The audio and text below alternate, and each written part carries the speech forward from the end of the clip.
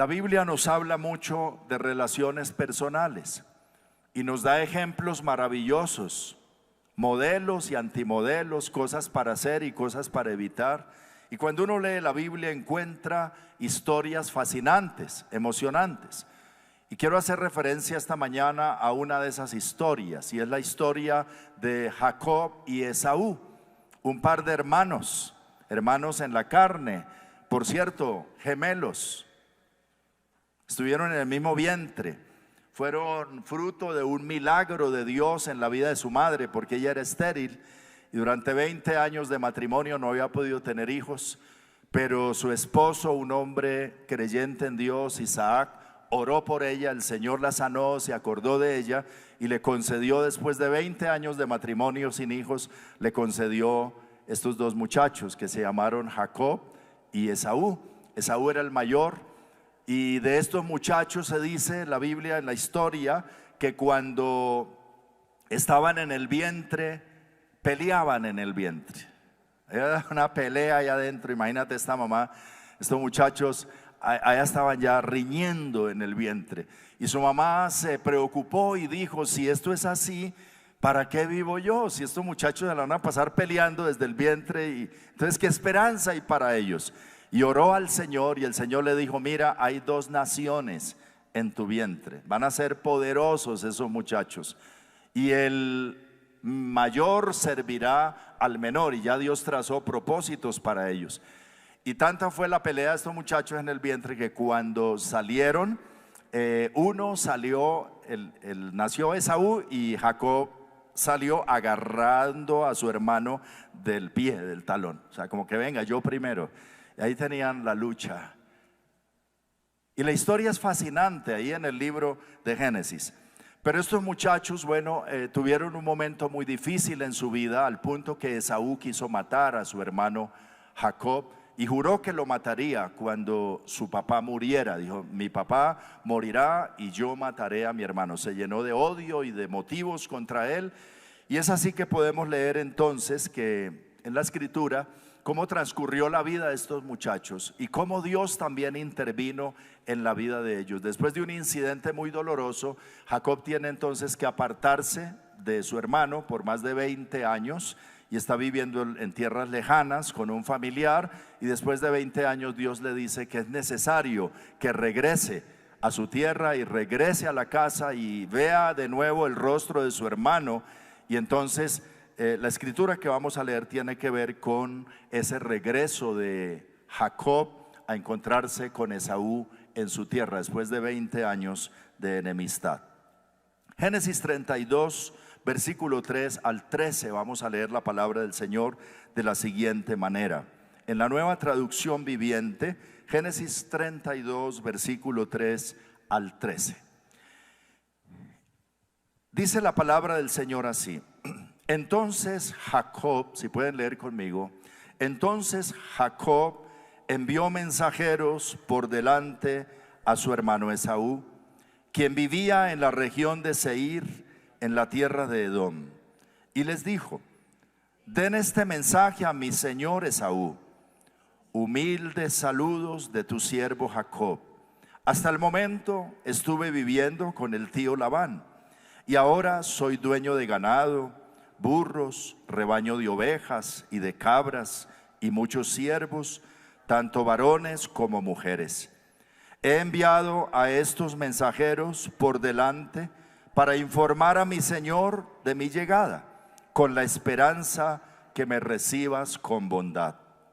Después de transmitir el mensaje, los mensajeros regresaron y le informaron a Jacob: nos encontramos con su hermano Esaú, y ya viene en camino a su encuentro con un ejército de 400 hombres. Jacob quedó aterrado con la noticia. Entonces separó a los miembros de su casa en dos grupos, y también a los rebaños, a las manadas y a los camellos, pues pensó: si Esaú encuentra a uno de los grupos y lo ataca, quizá el otro grupo pueda escapar. Entonces Jacob oró: oh Dios de mi abuelo Abraham y Dios de mi padre Isaac, oh Señor, Tú me dijiste: regresa a tu tierra y a tus parientes, y me prometiste: te trataré con bondad. No soy digno de todo el amor inagotable y de la fidelidad que has mostrado a mí, tu siervo. Cuando salí de mi hogar y crucé el río Jordán, no poseía más que mi bastón, pero ahora todos los de mi casa ocupan 2 grandes campamentos. Oh Señor, te ruego que me rescates de la mano de mi hermano Esaú. Tengo miedo de que venga para atacarme a mí y también a mis esposas y a mis hijos. Pero tú me prometiste: ciertamente te trataré con bondad y multiplicaré tus descendientes hasta que lleguen a ser tan numerosos como la arena a la orilla del mar, imposible de contar. Así que Jacob pasó la noche en aquel lugar.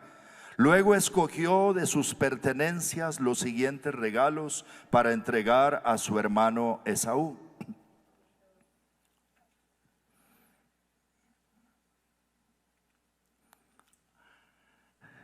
Usted puede seguir leyendo en su Biblia. Quiero dejar hasta ahí porque es que la historia es emocionante. Podríamos simplemente leerla y la sola lectura nos impacta el corazón. Y el Señor ha puesto en mi corazón decir varias cosas en relación con esta historia de Jacob y Esaú. En primer lugar, el problema entre hermanos es inevitable. Yo no sé si ustedes han estado en familia grande, qué tan grande sea su familia. En mi caso fuimos 16, vivimos 14. Y es inevitable, somos cristianos, fuimos a la iglesia todos, nos enseñaron la palabra, pero es inevitable los roces, a veces las situaciones, ¿cierto? Especialmente cuando uno está joven, a veces hasta los golpes. Y hay situaciones duras entre hermanos. Y ustedes conocen familias o tal vez en su propia familia se hayan presentado problemas graves, donde se han arraigado en el corazón odios profundos, donde se han dañado relaciones. Y hay hermanos o familiares que no se hablan por mucho tiempo y barreras grandes. Sucede también como hermanos en Cristo, en la familia del Señor también suele pasar, que por X o Y motivo amistades que fueron buenas, bonitas, de bendición se deterioran y nos empezamos a distanciar y la indiferencia entonces se levanta. El sinsabor de situaciones pasadas, la falta de perdón, y entonces nos alejamos. Y creo que así como Jacob, que tuvo estos problemas tan graves con su hermano, y pasaron más de 20 años y Dios lo bendijo de muchas maneras, pero había una situación pendiente en su vida, que Dios mismo entonces le habla y le dice: es necesario que vuelvas a tu tierra, que vuelvas a la parentela, que vuelvas a encontrarte con tu hermano. Y él sabe que al regresar, la primera persona con la que tiene que encontrarse o la primera persona que debe enfrentar es a su hermano por la situación grave que había entre ellos. Como ya les decía, hubo disputas entre ellos desde el vientre, desde el momento de nacer. Esto se vio ligado a favoritismos por parte de los padres. A veces los padres ayudamos a eso. Dice que Jacob, la escritura dice que Jacob era el consentido y preferido de su mamá, en tanto que Esaú era el preferido de su padre Isaac. Y esto también agravó el problema entre ellos. Hicieron malos negocios. Un día que Esaú estaba cansado y hambriento, y como Jacob era buen cocinero, había preparado un guiso de lentejas. Y Esaú le dijo a su hermano que le diera el guiso, y su hermano le dijo: hagamos una cosa, le voy a cambiar un plato de lentejas de este guiso que he preparado, de esta cena preciosa, espectacular, suculenta, se lo va a cambiar por la primogenitura. Véndeme tu primogenitura. Y Esaú dijo: pues ¿para qué me sirve a mí la primogenitura? Al fin y al cabo me voy a morir. Dice: júramelo en este día. Y él se lo juró y le dio las lentejas. Y Esaú pensó que no había pasado nada, pero Jacob se lo tomó en serio. Y más adelante, cuando Isaac, ya siendo anciano, está ciego, no ve, él decide que va a bendecir a sus hijos y va a bendecir al mayor, que es el primogénito, para hacerlo heredero de la bendición. Y la mamá llama a Jacob y le dice: mira, tu padre va a hacer esto y esto, así que mientras su hermano va a cazar y trae para hacerle una comida a tu papá y para que lo bendiga, ven, yo te ayudo a preparar una comida y tú entras donde tu papá para que recibas la bendición, porque esa bendición te pertenece. Él te la juró y él te la vendió, y la mamá le ayuda en esta trampa y engaño que le hacen al papá, y termina Isaac bendiciendo a Jacob en el engaño de aquella comida. Y luego Esaú, entonces, cuando viene por la bendición de su padre, encuentra que ya su padre ha bendecido al menor, y por eso se llena de amargura contra su hermano. Todos estos problemas familiares, trampa, engaño, odio, sentencia de muerte. Y dice la palabra en el 27:41 de Génesis que desde ese momento Esaú odió a Jacob porque su padre le había dado la bendición a él. Entonces Esaú comenzó a tramar: pronto haré duelo por la muerte de mi padre y después mataré a mi hermano Jacob. Problemas graves entre hermanos, puede decir conmigo esta mañana, inevitables. Se van a presentar situaciones. ¿Y qué haremos entonces? ¿Por qué está escrito esto en la palabra del Señor? Número 2, la Biblia nos habla de la revelación e intervención divina en medio de esta situación. En primer lugar, encontramos que Dios no deja así. Dios prometió bendecir a Jacob, Dios le hizo promesas, habían propósitos con él, pero había una situación que resolver, y por eso Dios le habla en el 31:13 de Génesis. Le dice a Jacob: yo soy el Dios que se te apareció en Betel, el lugar donde ungiste la columna de piedra y me hiciste un voto. Ahora prepárate, sal de este país y regresa a la tierra donde naciste. O sea, no fue caprichosamente que Jacob emprendió su regreso para encontrarse con Esaú. Fue una orden de Dios, fue una indicación de Dios. Creo que hay situaciones en la vida que resolver y Dios dará indicaciones sobre eso. En el momento oportuno dirá: es necesario superar esa situación para poder heredar la bendición completa que Dios le había prometido. Pero encuentra en esta situación Jacob un peligro inminente.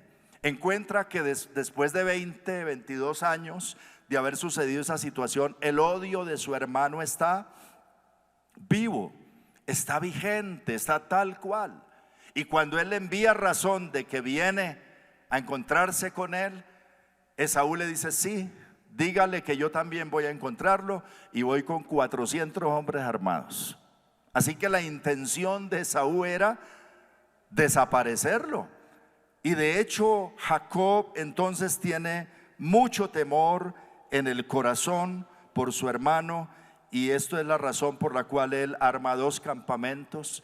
Dice: si ataca uno, pues al menos que el otro sobreviva.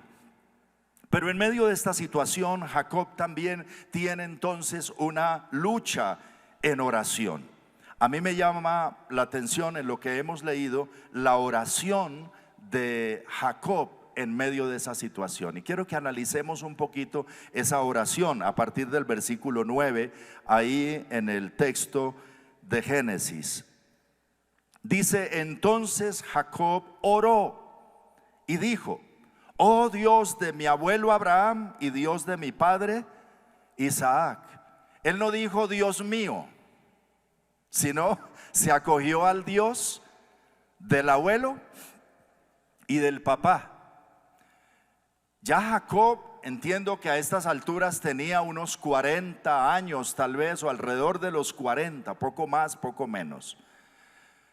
Y estaba diciendo: el Dios de mi abuelo y el Dios de mi padre. Yo le pregunto a los jóvenes aquí, los jóvenes que tienen menos de 30 años, el Dios que adoras en esta mañana, ¿Es el Dios de tu abuelo? ¿Es el Dios de tu mamá, de tu papá? ¿O es el Dios tuyo? ¿Cuál es la experiencia? ¿Cuál es el conocimiento? ¿Cuál es la relación que tú tienes hoy con Dios? Y de algo tenemos que estar seguros, de no estar adorando al Dios del abuelo simplemente, o al Dios de la mamá o del papá, sino que pudiéramos decir: Jehová, mi Dios, mi Señor, mi Salvador, mi sustento. Pues lo primero que encontramos aquí es que hasta ese momento parece ser que la relación de Jacob con Dios todavía le faltaba mucho, ¿cierto? Faltaba llegar a otro nivel de profundidad en una relación donde él pudiera acogerse a su Dios y ver a Dios como tal. De hecho, a partir de esta experiencia es que él llega a reconocer a Dios como el Elohe, el Dios de Israel, y a partir de ahí también Dios se hace llamar el Dios de Israel. Las futuras generaciones después, Dios se presentaba como el Dios de Abraham, el Dios de Isaac y el Dios de Israel. Alabado sea Dios. Y hasta hoy nosotros, uno de los nombres con los que conocemos a nuestro Dios es como el Dios de Israel. ¿Cuántos le alaban? Pero así como es el Dios de Israel, ¿es el Dios tuyo? ¿Cómo es realmente nuestra relación con Él? Y él entonces le está diciendo al Señor: de todas maneras, tú me dijiste que regresara a mi tierra y a mis parientes.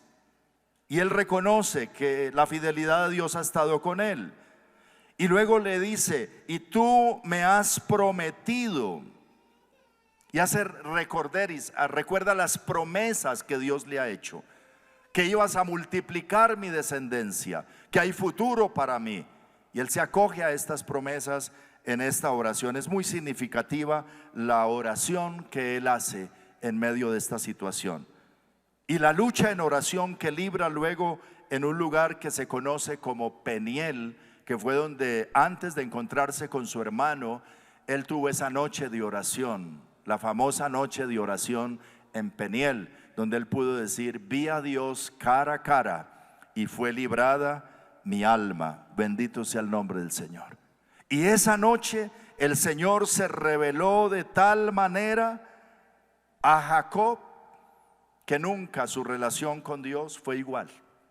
Eso marcó un antes y un después. En ese momento definitivo hubo la necesidad de orar, y de orar guiado por el Señor, y la oración fue la que marcó la diferencia. Y una revelación personal de Dios, de donde también la Escritura dice que en ese lugar donde llegó, finalmente Jacob edificó un altar a Dios y lo llamó el Elohe Israel. Alabado sea Dios.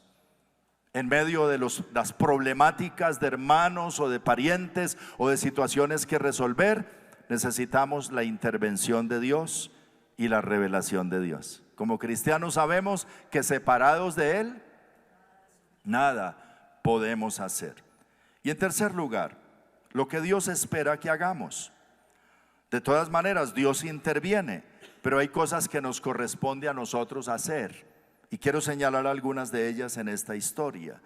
Una de las cosas que veo es que Jacob, bueno, en primer lugar oró a Dios y apoyó en Dios, pero en segundo lugar fue cauteloso, ¿cierto? Dijo: yo oro a Dios, me encomiendo a Dios, le clamo al Señor, pero voy a armar dos campamentos. No me lo voy a enfrentar así, porque me puede matar a todos. Entonces toma medidas y es cauteloso. A veces somos ingenuos también. Hay que orar, pero hay que velar también, ¿cierto? En estas cosas a veces hay que ser cuidadoso. ¿Cómo lo haremos también? Con sabiduría. Pero además de ser cauteloso y de orar, en tercer lugar es estratégicamente generoso. Si quiere anotar esa frase por ahí: estratégicamente generoso. De pronto no la había escuchado. Hay que ser generoso, pero Jacob fue estratégicamente generoso al momento de encontrarse con su hermano Esaú. Y quiero entonces ahora sí que leamos la escritura después de los 2 puntos que dejamos la lectura al comienzo, desde el versículo 13 hasta el versículo 20, que dice así: así que Jacob, pueden leer conmigo, pasó la noche en aquel lugar. Luego escogió de sus pertenencias los siguientes regalos para entregar a su hermano Esaú. Póngale especial atención a este regalito: 200 cabras, 20 chivos, 200 ovejas, 20 carneros, 30 camellas con sus crías, 40 vacas, 10 toros, 20 burros, 20 burras y 10 burros. ¿Cuántos en total lo sumaron? Yo sí lo hice: 580 cabezas de ganado. Ese fue el detallito de Jacob para su hermano Esaú. ¿Tendría plática Jacob? Estaba bendecido. Estratégicamente generoso. Separó esos animales en manadas y asignó cada manada a un siervo distinto. Fueron 3 manadas. Luego dijo a estos siervos: vayan delante de mí con los animales, pero guarden una buena distancia entre las manadas. A los hombres que dirigían el primer grupo les dio las siguientes instrucciones: cuando mi hermano Esaú se encuentre con ustedes, él les preguntará: ¿de quién son siervos? ¿A dónde van? ¿Quién es el dueño de estos animales? Entonces deben contestar: pertenecen a su servidor Jacob, pero son un regalo para su señor Esaú.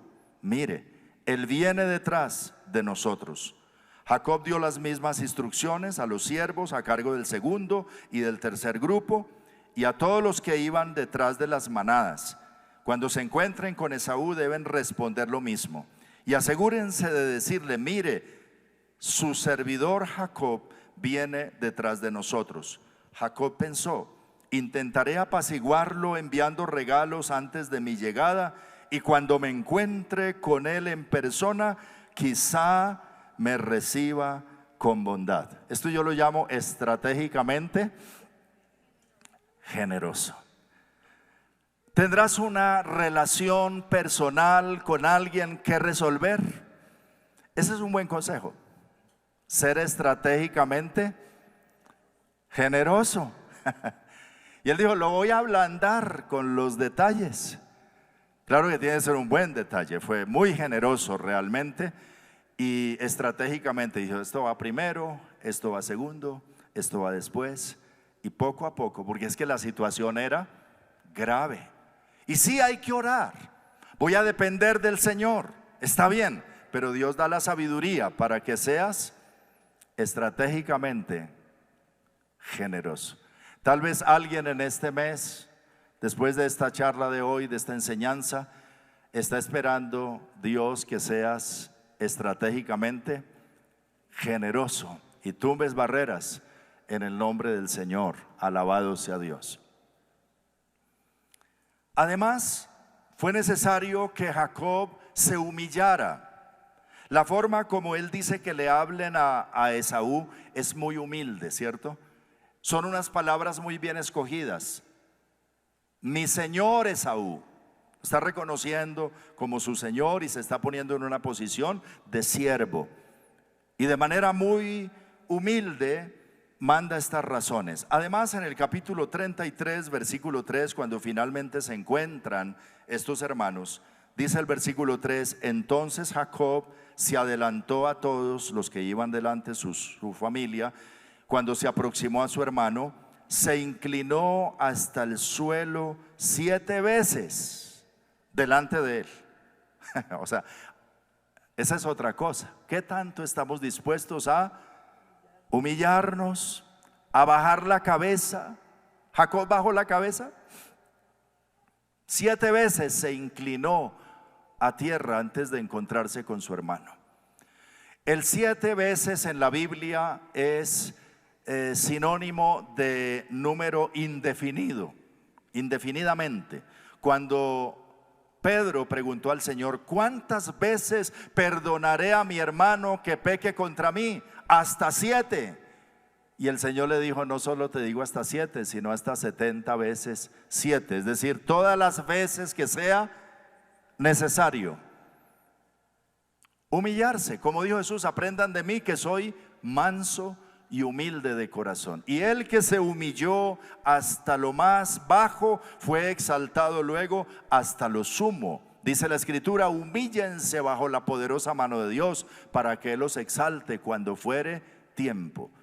Y aquí Jacob puede tener entonces una actitud de humillación y un lenguaje humilde y reconciliador. Me llama la atención también este lenguaje que se registra en el capítulo 33 del 8 al 10 en este acercamiento. ¿Y qué eran todos estos rebaños y estas manadas que encontré en el camino?, preguntó Esaú. Son un regalo, mi señor, para asegurar tu amistad, contestó Jacob. Hermano mío, yo tengo más que suficiente, dijo Esaú. Guarda para ti lo que tienes. No, insistió Jacob, si he logrado tu favor, te ruego que aceptes este regalo de mi parte. Y qué alivio es ver tu amigable sonrisa, es como ver el rostro de Dios. Y no le dijo nada de los 400 hombres armados. ¿Cierto? Pero es que a veces nosotros estamos queriendo sacar, ¿no? A pesar de que venías con 400 hombres armados, mira cómo he venido ante ti. No, esas cosas se dejan de lado. Un lenguaje reconciliador, un lenguaje de humildad de este hermano Jacob para Esaú, porque entendía que en el propósito de Dios, Dios quería este acercamiento y esta reconciliación. Por eso el título de mi enseñanza hoy es cómo resolver los problemas entre hermanos. Creo que ahí está claro en la Biblia. Cuando uno se pone a leer con atención, uno dice: pues esto es lo que Dios le dijo a Jacob que hiciera. Yo creo que este es el camino. Ahí hay cosas que puedo tomar, hay principios que puedo tomar, y esto me puede ayudar. Bendito sea el nombre del Señor. En conclusión, siempre habrá dificultades en las relaciones personales. Número 2, siempre necesitaremos revelación e intervención divina cuando se trata de construir y edificar relaciones personales. Asegurarnos que Dios esté, asegurarnos de las promesas de Dios, luchar en oración también, no en nuestras fuerzas. Y número 3, siempre debemos hacer nuestra parte, acercarnos con humildad, quizás ser generosamente estratégicos. Cuando uno busca al Señor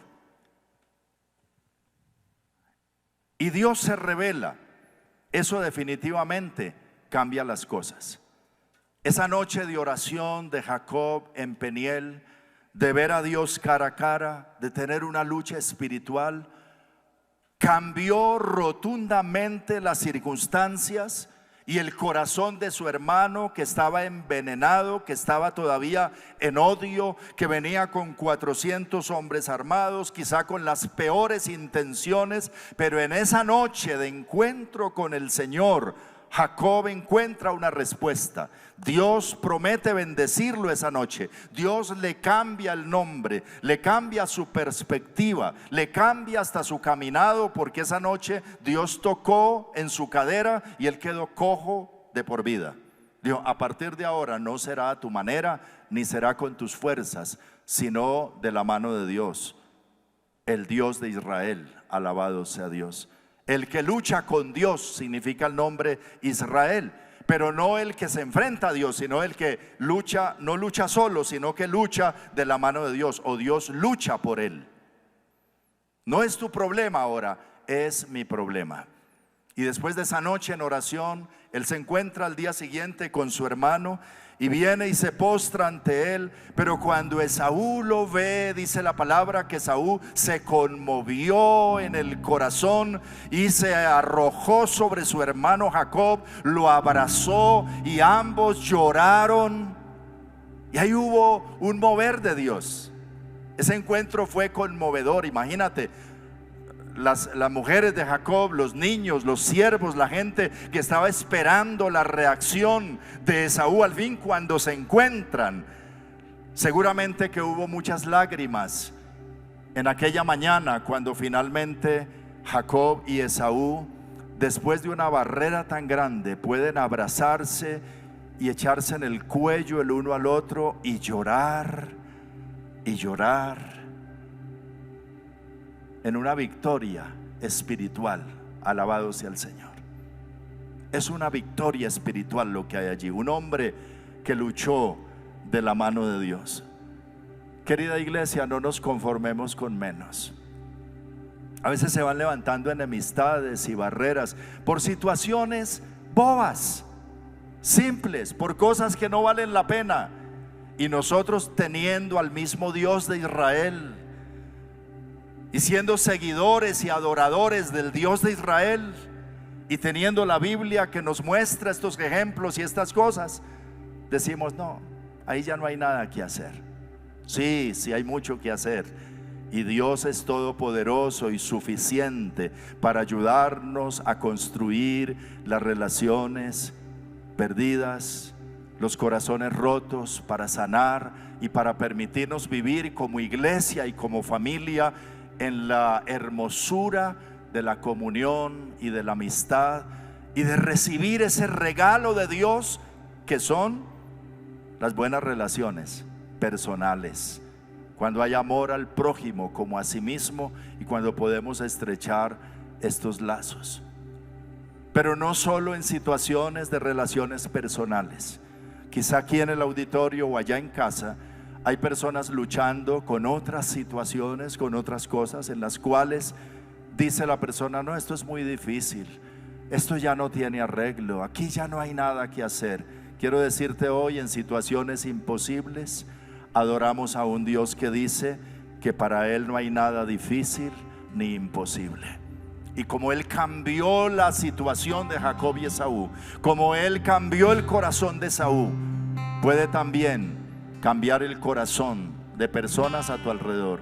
Puede cambiar tu propio corazón, tu propia vida, o puede cambiar cualquier situación, o puede hacer lo sobrenatural, sorprendernos con lo que para nosotros es difícil e imposible, pero que para Él no hay nada que sea difícil ni imposible. Para Él todo es posible. Podemos acercarnos hoy con la misma fe de Jacob, a orar y a pedir su gracia, su misericordia, su acompañamiento, y a decir: yo quiero conocerte más en medio de esta situación, que te reveles a mi vida y hagas lo sobrenatural.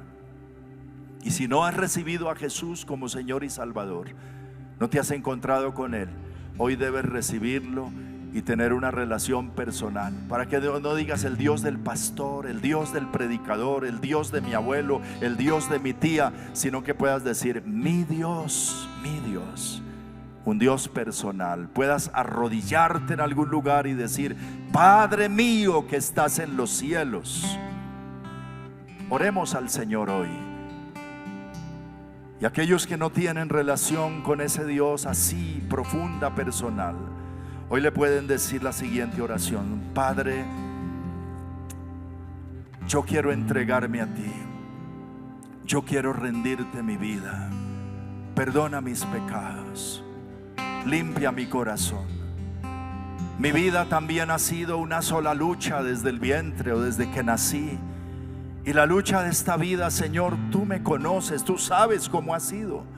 Y yo, así como Jacob y Esaú, te necesito a ti, Señor. Lo que necesito es una relación contigo, es una relación profunda, es conocerte, es que seas mi Dios. Y hoy quiero que mi corazón se edifique como un altar al Dios de Israel, al Dios único y verdadero, y pueda yo servirte, invocarte, adorarte todos los días de mi vida. Y recibo por la fe la vida eterna que tú me das por medio de Cristo. Perdona mis pecados, levanta mi vida, transforma mi vida, dame vida nueva en el nombre de Jesús. Aquí estamos delante de ti, Señor. te adoramos. Al Dios de los imposibles, al Dios sobrenatural, al Dios de amor, al Dios que nos libra de toda angustia, al Dios que revela y manifiesta su poder, al Dios que se da a conocer, al Dios personal, al Dios que me ama, al Dios que me salva, al Dios que me sana, que me libra. A Él sea la alabanza, a Él sea la gloria. Dile al Señor hoy: qué maravilloso eres tú, qué bueno eres tú, qué especial eres tú. Gracias por tu palabra y gracias porque tú eres el mismo Dios de ayer, de hoy y por los siglos. Y así como ayudaste a Jacob y a Esaú, a esta familia, también sé que me ayudarás. Dile: sí, Señor, tú eres mi ayudador, tú eres mi sustento, tú eres mi fortaleza, tú eres mi ayuda y mi escudo. Tú eres el que levantas mi vida y edificas mi vida. Oh, te adoramos en esta mañana, Señor. Gloria a ti, adora al Señor. Qué bueno es Dios, qué maravilloso es Él, qué precioso es nuestro Dios. Qué maravillosa es su palabra para nosotros. Qué esperanza podemos tener en ti, Señor. A ti sea la gloria, a ti sea la honra por siempre. Ora a Dios, alaba al Señor en esta mañana. Gloria a ti, mi Dios.